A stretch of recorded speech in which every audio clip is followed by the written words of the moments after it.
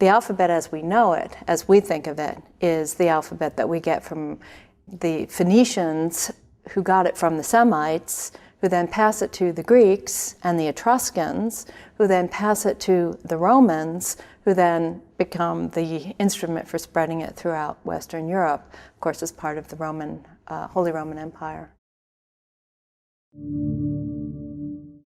Written literacy comes and goes in different cultures. In other words, there's a fairly high standard of literacy, that is the capacity to actually read the alphabet as a code for writing in the classical world.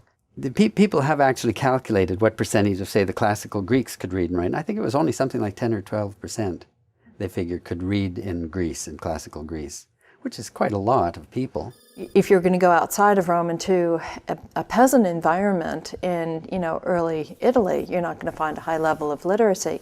But literacy levels in Rome were like 40, 50%. And then you have this extraordinary period in Western culture called the Dark Ages, where literacy got lost. Only a small proportion of people in both Anglo-Saxon and late medieval times could read. The number of people who could actually sit down and read and write with a great deal of fluency may have been 1%. It didn't necessarily connect to higher socioeconomic status, because there could very well be the lord of a castle who could not read, but it was mainly the church. The reason that the Christian church made such an impact on the medieval period is that the only people that were literate in Europe were the church, and the rest of the people were not. Well, see, the church followed the Roman Empire. Latin was established when Rome was still the preeminent power in Europe.